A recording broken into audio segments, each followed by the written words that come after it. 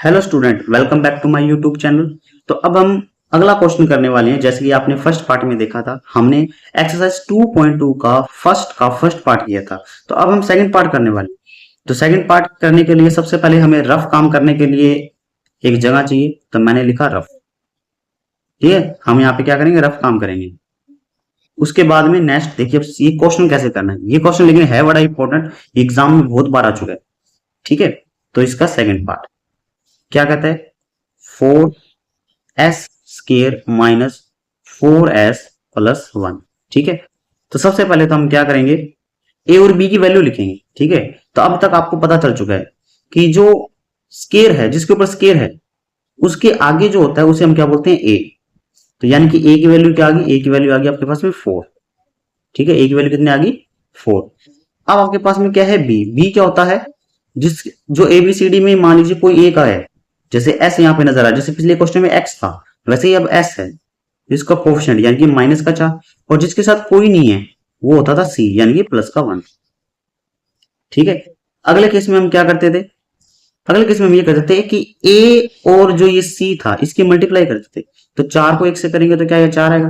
तो ऐसे कौन से दो नंबर है जिनको मल्टीप्लाई करने पर क्या आ जाए, 4। तो ऑब्वियस बात है, या तो क्या आएगा 4 गुना 1, ये भी 4 होता है, या फिर होता है 2 गुना 2, ये भी तो 4 होता है। तो इन्हीं में से कोई एक नंबर होगा।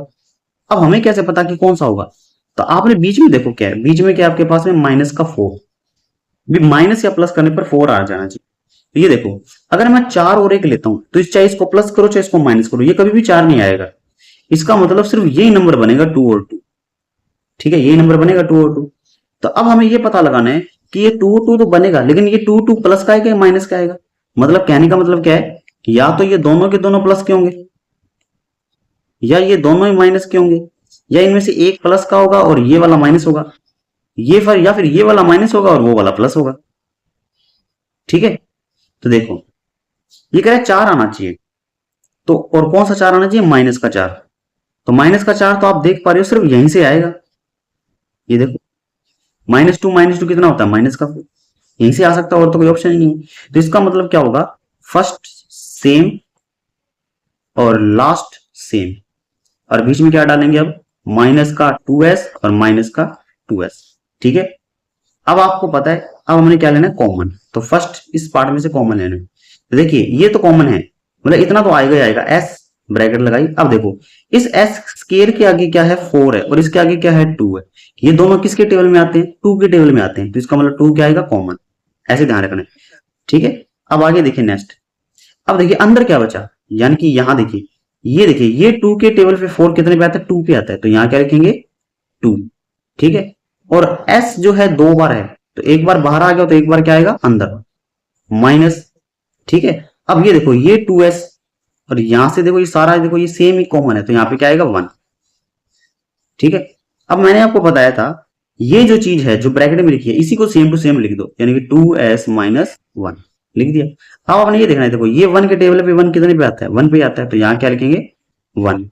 ठीक है, उसके बाद में देखिए निशान लगाना है, तो जो बीच में सेंटर में निशान है वही नीचे आएगा, तो यानी कि यहाँ पे माइनस आ जाएगी।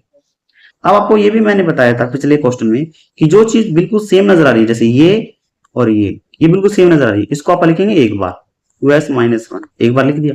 अब बचा हुआ वो लिखेंगे, बचा हुआ क्या है, यहाँ पे बचा हुआ 2s, और यहाँ पे क्या बचा, माइनस का 1। इतना हो गया। अब हमने क्या करना है, जीरोज निकालने हैं। तो एक बार ये जीरो और एक बार ये जीरो। ठीक है, तो यहां से करेंगे तो क्या आएगा, 2s एज इट इज, ये माइनस का है, उधर जाके क्या हो जाएगा, प्लस का 1। तो s की वैल्यू क्या आ जाएगी, 1/2, तो ये 2 नीचे आ जाएगा। सेम टू सेम यहां से भी क्या आएगा, सेम वैल्यू आ जाएगी, यानी कि 1/2। इतना हो गया।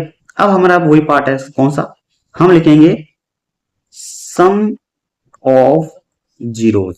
सम ऑफ जीरोज फॉर्मूला क्या था, माइनस का b अपॉन a, ये फॉर्मूला था।